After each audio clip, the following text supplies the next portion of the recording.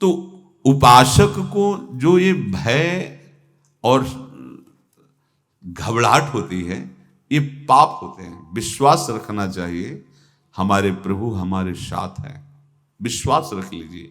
ठीक अवसर पर जिंदगी में देखा है, जो भी जीवन व्यतीत हुआ है, ठीक अवसर पर कोई न कोई रूप लेकर के वो ऐसा प्रियता दिखाते हुए हम पहचान नहीं पाते। उस समय ऐसा लगता है ये व्यक्ति है, कोई सात्विक होगा, इसलिए सब बाद में पता लगता है वो व्यक्ति नहीं, वो तो समष्टि का स्वामी था।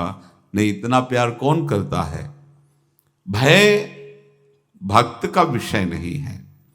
साधक तीन बातें आरंभ से देखे कि हमारे जीवन में आ रही हैं कि नहीं। पहली बात, भगवान पर पूर्ण श्रद्धा विश्वास। अनंत ब्रह्मांडों के स्वामी हैं, काल भी उनके अधीन है। डरना क्यों भाई, किस बात का डर लगना है। अगर डर है, भय है, तो अभी श्रद्धा विश्वास स्वामी में नहीं है। अगर हमें हृदय में कष्ट अपना प्रभाव पहुंचाना चाहता है, तो जैसे कोई ठंडी से बहुत कांप रहा हो और माता दौड़कर आवे, अपने हृदय से लगा के अपने शरीर का ताप देकर उसकी ठंड को दूर कर दे, ऐसे प्रियाजू करती हैं, ऐसे प्रियालाल करते हैं।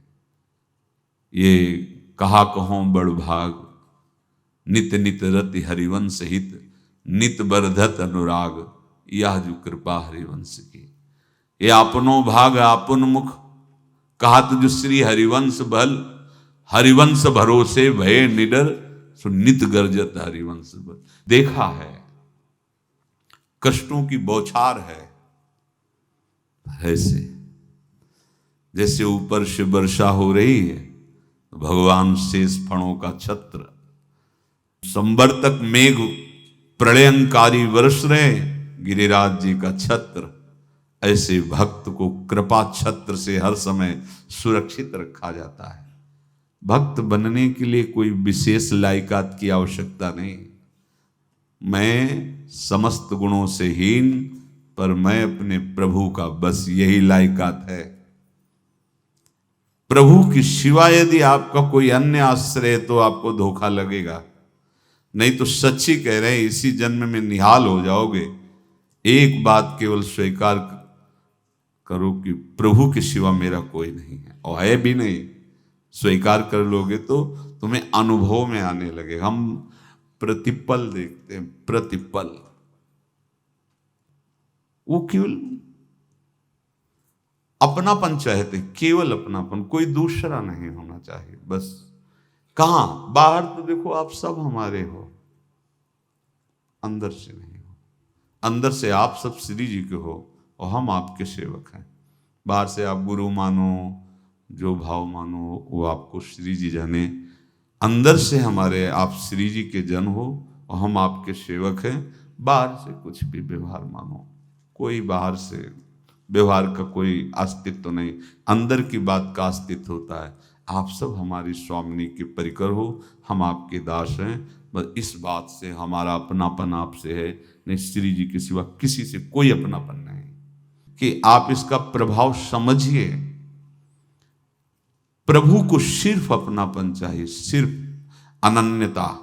यदि उपासक में तीन बातें नहीं है तो अभी थोड़ी गड़बड़ी है।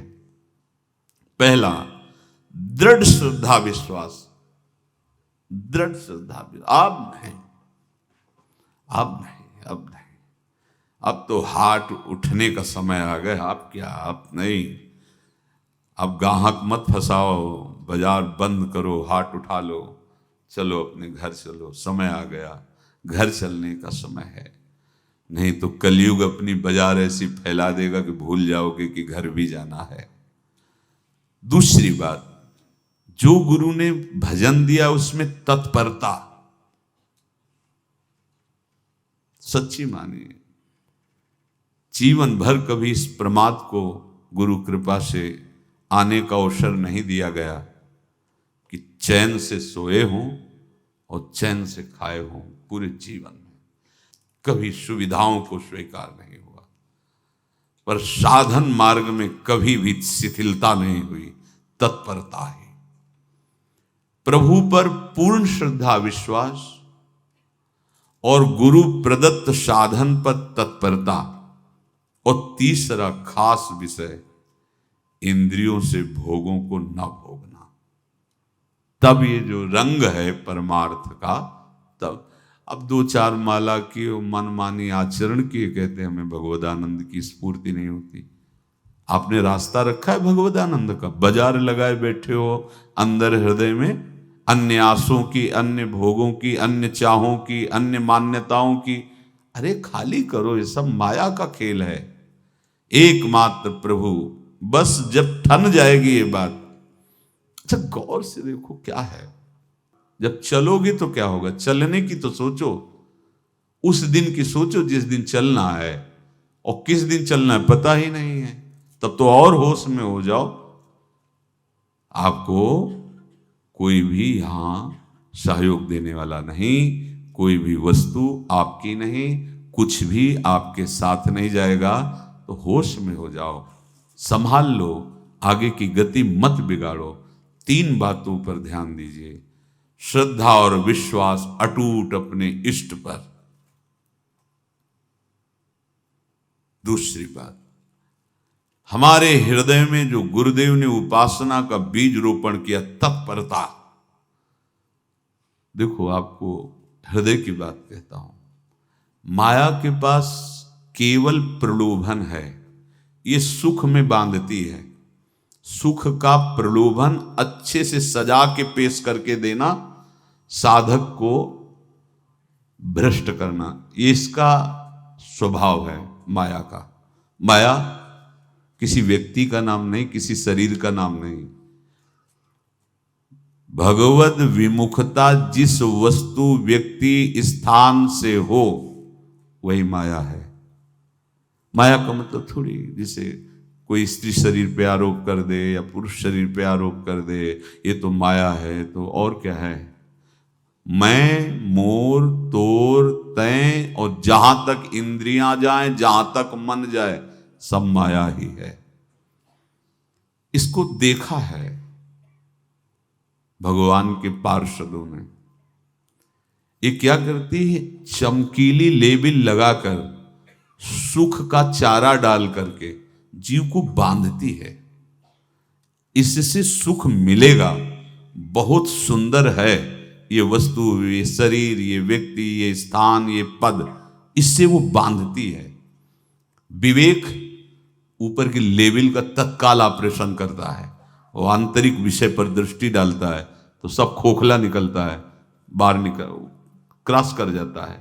होए विवेक मोह भ्रम भागा, तब सब विषय विलास विरागा। अज्ञानी उसी आकर्षण सुख में बंध जाता है, और सुख तो था नहीं, बंधन इतनी जोर का हो गया, अब मुक्त हो सकता नहीं, तो उसके हृदय में लगता है इसके बिना जी नहीं सकते, इस नशा के बिना, वस्तु के बिना, व्यक्ति के बिना। और एक सूक्ष्म बात, वो जब आपको सुख देगी तो आपको स्वतंत्रता का आभास कराएगी, और जब आप उसको छू लेंगे तो आपको परतंत्र बना देगी, भयभीत कर देगी। तो आप डाउन होकर के अपने अस्तित्व को मिटाकर पूरा जीवन बर्बाद कर देंगे। इन शब्दों को लिख लो, अपने हृदय में लिख लो। माया सुख में बांधती है नहीं उसके पास सुख। जिसे तुम सुख समझते हो वो सुख नहीं, बिल्कुल सुख नहीं, वो सुख की छाया है, तुम्हें समझ पड़ती नहीं, ये गिरधर की माया है। उस सुख का बंधन, आप देखो कुछ भी क्रिया करते हो माया जनित तो प्रलोभन होता है, सुख मिलेगा, और जिस समय सुख मिलने के लिए आप लालायित हुए, उस समय सुख भोगने की स्वतंत्रता आपको दे देगी। लो, आप समझ रहे हैं हम स्वतंत्र स्वामी होकर सुख भोग रहे हैं? नहीं, अब भोग लिए ना, अब गुलामी उसकी सहो। अब तुम्हें वैराग्य हो रहा कि मैं नहीं भोगूंगा, तो उसकी दृष्टि बदलेगी। समझ रहे हो? अब आप अपने आप को पूरे शरणागत कर दिए, हर तरह से तुम्हें बांध करके भगवत विमुख करके नष्ट कर देगी। ये बात अच्छे से समझ लो, अच्छे से। इस सुख का प्रलोभन देकर बांधती सुख है नहीं, क्योंकि आप उपासक हो। जब सुख में उतरोगे तो कितने दिन फिर आपको घृणा होगी कि अरे धिक्कार हमारे जीवन, फिर लौटने का चांस नहीं रहेगा। ध्यान से सुन लो, लौटने का चांस नहीं देगी माया। तुम्हारी ऐसी आंतरिक कमजोरी हो जाएगी, ऐसी वृत्तियां कमजोर हो जाएंगी कि तुम उस माया के इशारे पर नाचोगे, उसके विपरीत तुम बोलने की भी ताकत नहीं रख सकते। मान लीजिए, विषय चुगा जिन चुगे, कछुक चुगत सुख होए, फिर जो फांसी ऐसी लगे तेसम दुख न को। ये अनुभवी महापुरुष रसिक शेखर श्री ध्रुवदास जी महाराज कह रहे हैं। तो तीसरी बात का संयतेंद्रिय, दृढ़ श्रद्धा विश्वास भगवान पर, गुरु प्रदत्त प्रबल साधना में तत्परता, और इंद्रियों की गुलामी कभी स्वीकार न करना। जीवन में ध्यान रखा जाए, केवल प्राण पोषण शरीर के निर्वाह के लिए जो निरपेक्ष भाव से मिले उसे स्वीकार करो, अन्यथा ये प्रलोभन सुख का देकर माया तुम्हें बांध लेगी और फिर तुम्हें अधीन कर लेगी। कितने ऐसे मार्ग में उत्साहित होकर चलते हैं, पर गुरु कृपा पात्र ना होने के कारण, चतुर खिलाड़ी ना होने के कारण वो प्रलोभन में फंस जाते हो। फंस गए तो फिर मछली का कांटा जानते हो, ऐसे अब वो चाहे जितना हिले डुले वो कांटा नहीं निकल सकता, अब तो उसको मरना ही पड़ेगा। ये जन्म बर्बाद ना हो, आप सबसे प्रार्थना है। बहुत ही अपने घर की जैसी बात होती है। इसका कार्य है माया का सुख में बांधना, सुख के प्रलोभन से, और आपको सुख भोगने के लिए स्वतंत्रता देना। आप उस स्वतंत्रता से सुख भोगे कि न जाने कितने जन्मों की परतंत्रता तुमने स्वीकार कर ली। अगर इस रहस्य को जान जाओगे तो डरोगे।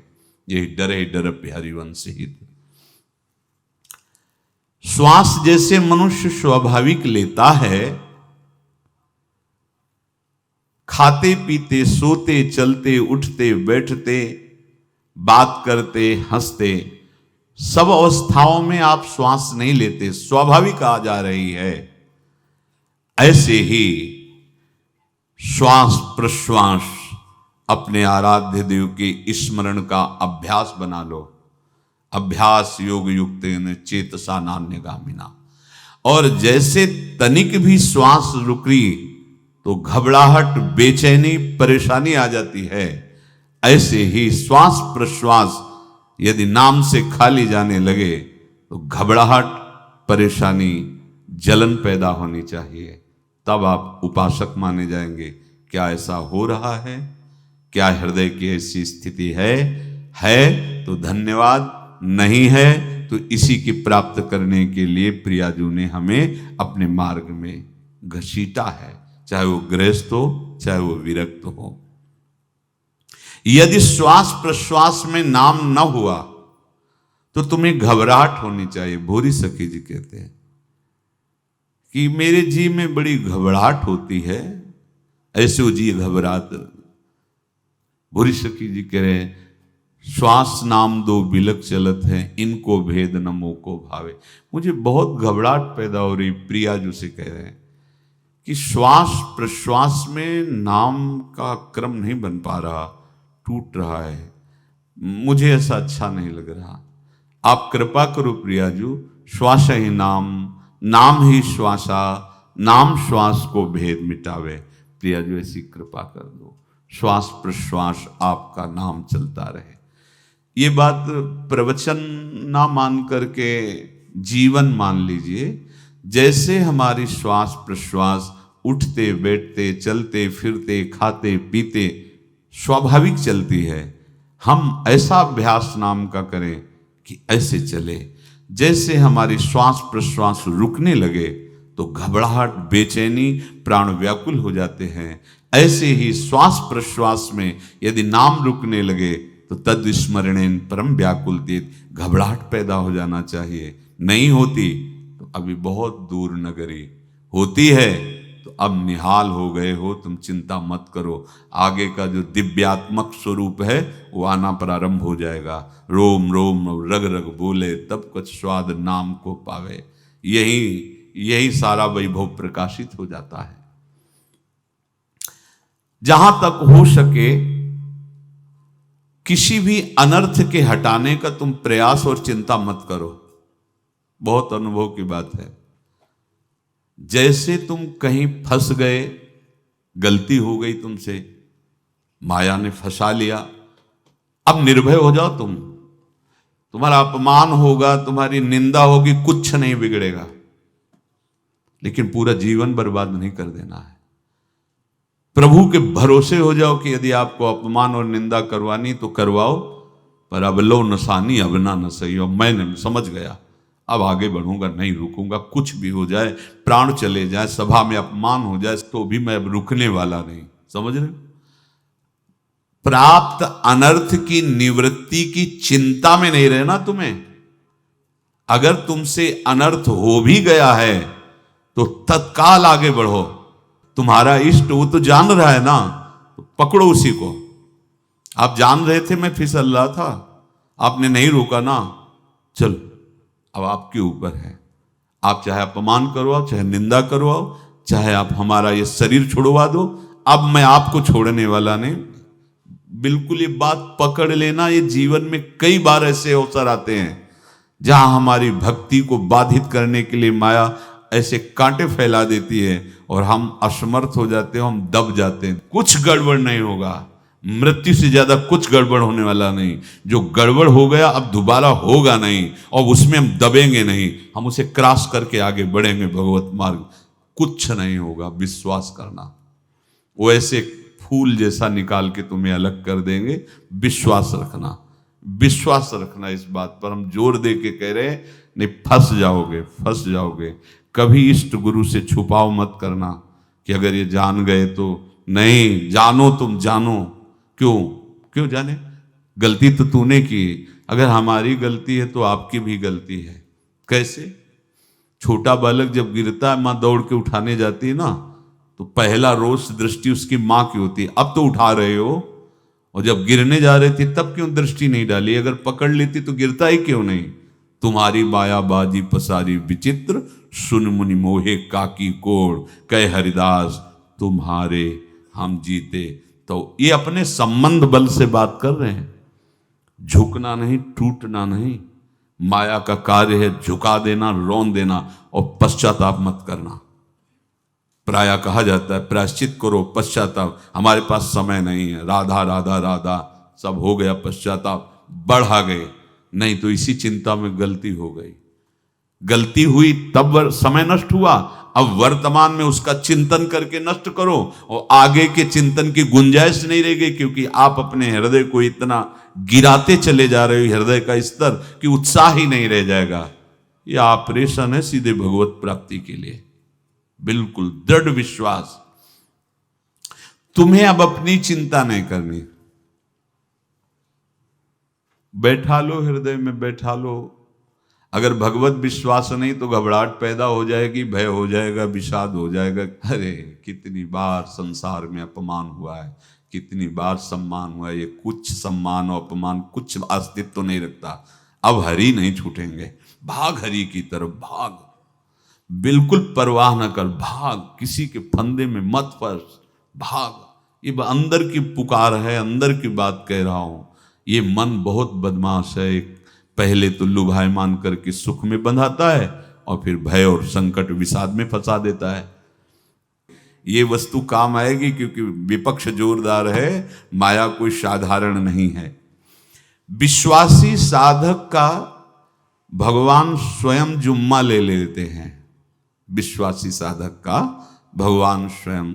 देखो, अपने मन में तुम किसी प्रकार की चिंता न रख करके ये आज से विश्वास कर लो कि अब मेरे जीवन में जो होगा, मेरे प्रियाजू के द्वारा किया हुआ विधान परम सुखप्रद होगा, परम मंगलमय होगा। विश्वासी भक्त का जब ये स्वभाव निश्चय हो जाता है कि मेरे प्रभु जो करेंगे वो मंगल करेंगे, तो परिस्थिति बुरी दिखाई दे सकती है, परिस्थिति भयावह दिखाई दे सकती कि अब तो सब गया, ऐसा लगेगा। लेकिन वो बहुत बड़े के हाथ में नियंत्रित है परिस्थिति। देखते देखते उस परिस्थिति का परिणाम निश्चिंत, निःशोक और निर्भय कर देने वाला हो जाएगा। भयभीत मत होना। बहुत ही अमृतमयी बातें हैं। अगर अपने साधन पथ पे हम इनको आदर्श मानकर चलें तो बहुत जल्दी आनंद आ जाए। किसी भी अड़चन को तैयार रहो। ये काल क्षेत्र है, मृत्यु क्षेत्र है। कुछ भी, कभी भी, कहीं भी, कैसे भी, सबके सब मर सकते हो। अभी यही खंभा टूट जाए, बिल्डिंग गिर जाए, सब मर जाओगे। कहां जाओगे? जहां ऐसे सुन रहे हो ना, ऐसे निकुंज में चलेंगे। अब हमें किसी भी अड़चन से कोई भय नहीं, किसी भी अड़चन से भय नहीं। आप ये खिलवाड़ मत समझे। किसी भी अर्थ कोई तुम्हें नहीं रोक सकता आप श्री जी से मिलने के लिए।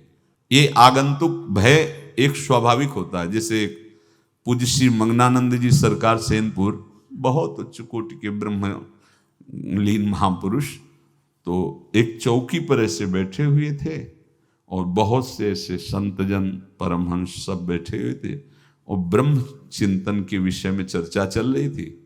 तो एक संत आगंतुक वृंद आए ऐसे गंगा किनारे। तो उस समय स्वामी जी कह रहे थे, मंगनानंद जी, कि एक होता है विचार भय, वो संतों में कभी नहीं होता है, और एक होता है तात्कालिक भय, वो सबको व्याप्त हो जाता है। तो उन्होंने कहा कि स्वामी जी, वैसे हम आपका आदर करते हैं, लेकिन इस बात पर हमारा मतलब मन नहीं बैठ पा रहा है कि जो ब्रह्म स्वरूप को जान गया उसको विचार भय तो होगा ही नहीं, लेकिन स्वाभाविक भय कैसा हो सकता है? तो सिद्ध पुरुष थे। उनका स्वामी जी बैठो, प्रसंग पूरा होने के बाद फिर आपका उत्तर हो जाएगा। ऐसे चौकी लगाई, बैठे, और बैठे थे बट वृक्ष के नीचे। तो एक जैसे बाज है, गीद पक्षी है, उस समय तो वो संध्या का समय था, आके ऐसे जे ही बैठा तो खरबर खरबर वो डाल, तो महाराज चौकी के नीचे हो गए, जो गंगा किनारे से आए थे ना। तो कहा, स्वामी जी ये विचार भय है या स्वाभाविक भय है, या आपको ब्रह्म चिंतन या ब्रह्म बोध नहीं? तो हंस दिए, बोले उत्तर मिल गया। ये स्वाभाविक, जैसे अभी बंदर चीख दे तो सब घबरा जाओगे ना, विचार भय नहीं है ये आगंतुक स्वाभाविक भय। भय विचार भय कि अब जो है ऐसा होगा, ऐसा हो सकता है, नहीं नहीं, वही प्रसंग चल रहा है। भगवान प्रमाण देते चले जा रहे हैं। देखो, कोई भी भय, कोई भी अड़चन अब तुम्हारा अमंगल नहीं कर सकती, पक्का मान लीजिए। डरो मत। देखो, इसमें इसीलिए प्राणों की बाजी लगा के, अब हमारे प्राण नहीं हैं, हमारे प्राण प्राणनाथ को समर्पित हैं। मेरे प्राणनाथ श्री श्यामा, तो क्यों भय करें? तो हम ये सब कर किसके लिए रहे? श्यामा जी के पास पहुंचने के लिए। श्यामा जी के पास पहुंच गए, हमें श्यामा जी के पास जाना है। ये बिल्कुल छोटी मोटी बातें, अंदर ये जो सांसारिकता है, इसका त्याग करो। आप इस बात को समझो। गुरु गोविंद सिंह, लाखों की समाज बैठी हुई थी। उन्होंने कहा कि अगर तुम आजादी चाहते हो तो तुम्हें अपने प्राण देने पड़ेंगे। हमें खड़ा हो कोई व्यक्ति जो अपने प्राण देना चाहता है, मैं उसे आजादी, आजादी दो प्रकार की, एक प्राकृतिक आजादी और एक दिव्य आजादी, दोनों देने में समर्थ थे गुरु गोविंद सिंह। हाँ, ये सिखों के आचार्य हैं। बहुत ही अध्यात्म बल और शारीरिक बल से भी पुष्ट। एक खड़े हुए हिम्मत करके, बोले आ। गड़ासा हाथ में अंदर गए और ऐसा लगा कि उनकी गर्दन उतार दी गई और ऐसे रक्त प्रवाह सा नाली से बहा, जो सबको दिखाई दे रहा था। और कोई है? जब पता ही चल गया कि गर्दन उतारी जा रही, रक्त प्रवाह, वो कहते मुझे तुम रक्त दो, प्राण दो, मैं तुम्हें आजादी दूंगा। 2, 3, 4, 5 5 अंदर ले जाते, ये आभास भी नहीं होने दिया कि वो जीवित है। 5 तैयार, पूरी सभा में 5 तैयार। बोले ये पंच प्राण प्यारे हैं भाई, इतने से एक एक से 1.25 लाख को परास्त कराऊं, देखना मेरा नाम गुरु गोविंद सिंह न धराऊं, यदि एक एक से 1.25 लाख को परास्त, क्योंकि प्राणों की बाजी समर्पित कर दी। अब क्या भय, माया से आजादी प्राप्त करने के लिए भयभीत होना तो बिल्कुल जीवन में छोड़ दो। विचार भय नहीं होना चाहिए, ये स्वाभाविक भय होगा। अभी कोई ऐसी आवाज आ जाए, वो ऐसे स्वाभाविक होता है, उस पर तर्क वितर्क नहीं किया जाता। विचार भय नहीं होना चाहिए। जानते हो तुम्हारा जीवन, तुम्हारे प्राण, तुम्हारा शरीर हरि को समर्पित है और हरि के अधीन काल है, कुछ नहीं हो सकता, और जो कुछ होगा वो परम मंगल होगा। किसी भी अड़चन को भगवान के सौहार्द के सामने अड़चन मत मानना। हम अगर अड़चन को दूर करने का प्रयास करेंगे तो अड़चन हमें फंसा लेगी, अड़चन।